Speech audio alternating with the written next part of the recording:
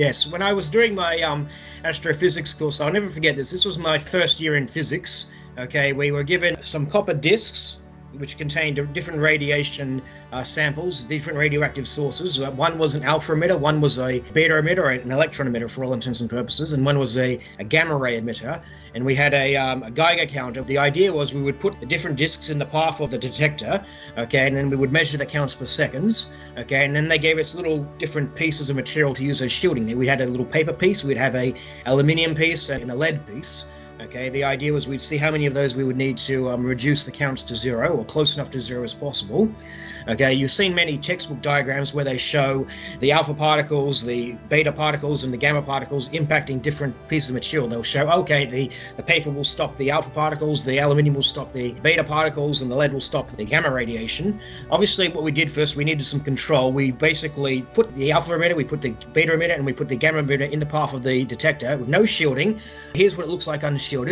We ended up having something like 1,000 or 2,000 counts per second for the alpha particles. So then we put the paper piece in there. The count rate dropped to about 2 or 3 counts per second. Okay, that was expected. This was a huge shock to me. We put the aluminium piece in there, in the path of the alpha particles. Intuitively, you would think, okay, if the paper stops the alpha particles, then surely the aluminium will do a much better job of stopping them. Lo and behold, when we put the aluminium piece in the path of the alpha emitter, the count rate was actually greater than the unshielded count. What was happening there? Well, it turns out as the alpha particle hits the aluminium, it ends up getting fragmented because you see an alpha particle is 2 neutrons and 2 protons joined together. It's essentially a helium nuclei.